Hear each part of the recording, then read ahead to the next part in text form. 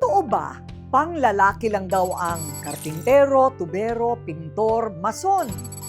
Natatawa lang dyan ang viral mommy na si Yengs dahil lahat yan kaya niyang gawin. Wala pang katulong yan ha. Kaya naman ang mga netizens abay willing-willy sa do-it-yourself na kakayahan ni Mrs. DIY.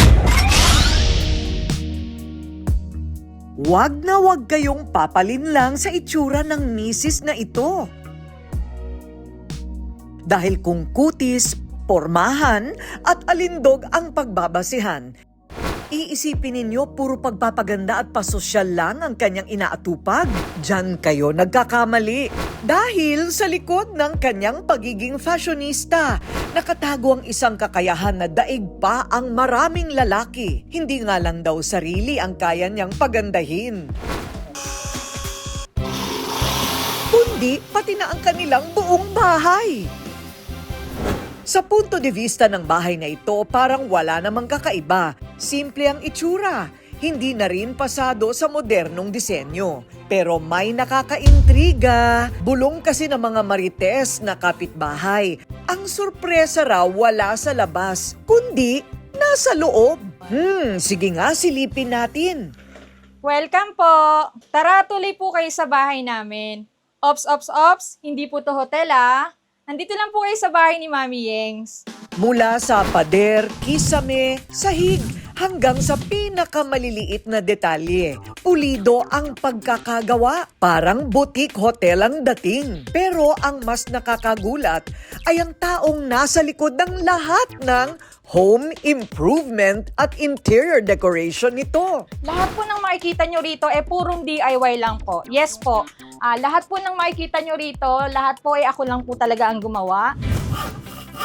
Siya si Mami Yengs, ang viral nanay. At opo, siya lang naman ang kamay at utak ng renovation na yan.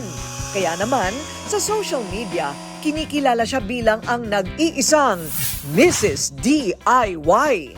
Sa tingin ko po, hindi po kaya kasi katulad ko po, hindi ko din po kaya gumawa ng ganong kalaking pagpapaganda na second floor. Maliwalas, maganda. Ganun din po sana yung gusto kong bahay.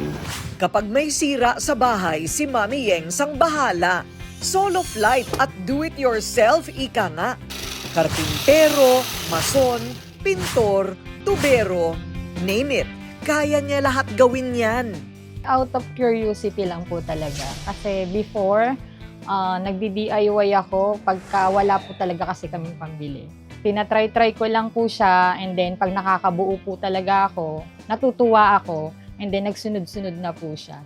Parang china-challenge ko lang din po yung sarili ko kung kaya ko ba talaga yung ganong bagay. Kasi parang may inggit din po ako sa puso na hindi ko mabili yung mga bagay na yun. So ang gagawin ko na lang po siya sa paraan ko mismo. Ito pa ang siste. Kung sa karaniwang pamilya, ang tatay ang tumututok sa mga pagkukumpuni at si nanay sa mga gawaing bahay, sa tahanan nila Yengs, baligtad ang kwento. Ako yung nanay. Yung gawain ng isang nanay, ako yung gumagawa niya. Katulad ng pagluluto, paglalaba, pag-asikaso sa bata, paglilinis ng bahay. Sa bahay na ito, si Daddy Glenn ang nagsisilbing ilaw ng tahanan. At si Mami Yengs ang haligi. Magkaiba man ang kanilang papel, pareho naman ang layunin. Ang mapabuti ang kanilang pamilya. Kung paano ko inaasikaso yung mga anak ko, natutuwa sila kasi yung mga anak ko kasi lumalaki ng sobrang close sa isa't isa. Pero tanong ng bayan, saan nga ba nagsimula ang hilig ni Yengs sa pagkukumpuni at pagpapaganda ng bahay? Dala ng kahirapan, lumaki si Yengs na siksikan sa iisang silid kasama ang mga kapatid. Kaya maaga pa lang may isang pangarap na siyang pinanghahawakan. Ang magkaroon ng sariling kwarto na tatawagin niyang sa kanya. Hindi ko nakamulatan po yung tatay ko since nung pinanganak daw po ako or yung nasa tiyan pa po ako ng nanay ko, that time na bumiyahin na po ulit yung tatay ko and that the last time na nagkahiwalay sila at hindi na po bumalik. Na-enhance po yung panglalaking gawain since parang kailangan kong maging mas matatag. Nang magkaroon ng sariling bahay, isa-isa na niyang binuo ang pangarap na matagal na niyang inaasam. Hindi sa pamamagitan ng malaking budget, kundi sa angkin niyang sipag, diskarte at pagiging malikhain. Gusto ko po magkaroon ng sariling kwarto. From bata pa po ako until nasa puder po ako ng nanay ko. Ang sala niya malinis, elegante at pulido. Ang kusina maaliwalas at tama ang espasyo para makagalaw sa pagluluto. Ang banyo, parang hindi nyo gugustuhing basain sa sobrang linis at bango. Parang ang nasa isang resort ang itsura. At ang kwarto, mukhang mamahalin. Ang sarap maglabing-labing. Pakiramdam ay nasa mamahaling hotel. Pero higit pa sa magandang bahay na yan, ang inyong hahangaan dahil may mga mas magandang kwento pa pala si Mrs. DIY. Lang po siya ordinary wall. Dahil May tips din siya para sa lahat ng gustong gumawa ng pagkakakitaan. Pero may hugot ka daw nung una, kaya ka biglang nagre-renovate ng bahay. Bawat pukpok, barena at pintura, umiingay ang pangalan niya sa social media. Mula Mami Yengs, naging Mrs. DIY. Ang mga ka-homebodies naging die-hard fanatics. Sinubaybayan ang kanyang galaw ng mga team bahay. Bakit ka nga ba nag-viral? before, after.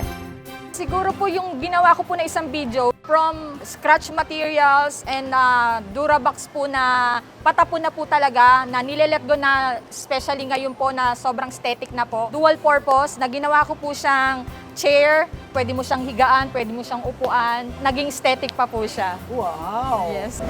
Ang hindi alam ng mga followers, may hugot pala itong si Mami Yeng sa buhay. Kaya gusto niya palaging maging busy sa araw-araw. Pero may hugot ka daw, kaya ka biglang nagre-renovate ng bahay. Kasi po sobrang stress din po natin sa buhay. Sa daming problema po na dumadaan po sa atin. Para hindi na rin po tayo masyado pang mag-isip. So ang ginagawa ko na lang po nililibang ko yung sarili ko sa pagdi-DIY po. Nagtatry lang po ako na nagtatry hanggang sa lumalawak po yung kaalaman ko. Bago pa man sumikat si Mrs. DIY, ang pinakamalakas niyang cheerleaders ay ang dalawa niyang anak. I can say that she's hardworking, caring, and she's even juggling multiple things even when she's tired. She doesn't yell at us or anything. She's just like, "Oh no, it's okay. You can still do it." Well, I am really glad that I am here for her, that I am accompanying her with her whole journey, and I am just proud that she is the one she is now. Proud din ang kanyang ever-supportive na mister. Natuwa ako sa kanya. Pati ako humanga eh. Hindi ako makapaniwala. Kasi nga nagagawa niya yung mga hard work. Sumuporta ako sa kanya. Dahil sa kanyang mga viral content, kumikita rin siya sa social media. Pero hindi lang siya ang nakikinabang.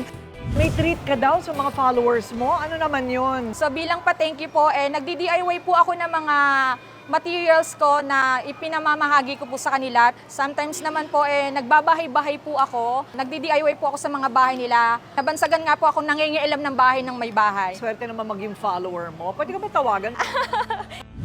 Yun nga lang, sa kasagsagan ng kanyang pagsikat bilang isang vlogger, bigla namang nahack ang kanyang account. Kaya back to zero ang viral na nanay. Itong gamit ko pong FB ko na to, nahack po to. So yung bank account po kasi ng FB ko ngayon, nakuha po ng Pakistan. So pinalitan po nila ng bank account. So yung mga tinatrabaho ko po, hindi ko po nakukuha kasi sila po ang kumukuha. Bali, pinapris ko lang po siya kay Meta para parehas na lang po kaming di makinabang. Kahit na-hack, hindi siya sumuko. Tuloy-tuloy pa rin ang kanyang pagbabahagi ng mga blessing. Natutuwa, na-overwhelm, hindi ko po alam kung paano ko po mag-give back sa tao. Dahil sila rin po talaga yung naging dahilan or sila rin po talaga yung naging inspirasyon ko para mas lumakas din po yung loob. Bilang pa-thank you po, yun nga po, nag-give back po ako sa kanila. Marami ang humahanga sa kanya dahil sa galing niya sa construction. Nakahiligan niya lang daw talaga ang panunood at pagbabasa ng mga DIY thing. Bakit mo naman naisipan at nakahiligan yung pagkukumpuni? Actually, lumaki po kasi ako ng walang father figure. That's why kami-kami lang po talaga yung nagkukumpuni ng bahay namin every time na masisira. Para makatipid na rin po. Siyempre, may bago na namang i-flex si Mrs. DIY sa atin. Hindi lang po siya basta upuan. Lalo't ngayon pong pasukan sa mga estudyante po natin. Yan. Ay, Nagiging plantsahan plantsahan po na siya.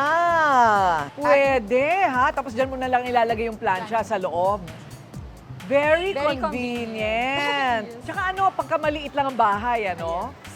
Space saver po. Ang galing.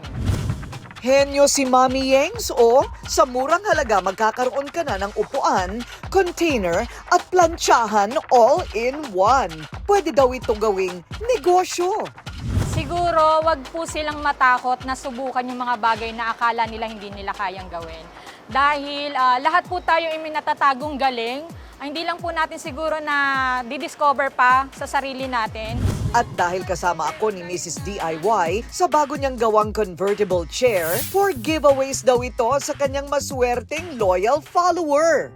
Thank you, Mami. Salamat po sa pagpili po sa akin sa isang comment po niyo sa video mo. Salamat po. Very useful po para sa akin to, lalo na may estudyante po ako. Thank po you so ulit. much din po sa pag-support at hopefully mas makatulong po sa inyo to dahil may estudyante nga po tayo. Pinatunayan ni Mrs. DIY na walang gender ang galing. Sa kanyang diskarte, husay at kasipagan. Saludo ang mga lalaki. Ano ang payo mo sa kanila tungkol dyan sa gawaing bahay? Mag-try lang po kayo ng mag-try. Dahil hindi lang po tayo basta babae lang. Maaring sa gender lang po tayo nagkakaiba, pero sa husay, sa abilidad at diskarte, pwede po natin pantayin yung mga gawaing lalaki. Si Mami Yengs ang nagbigay ng bagong kahulugan sa DIY. Hindi lang do it yourself, kundi do it to inspire others.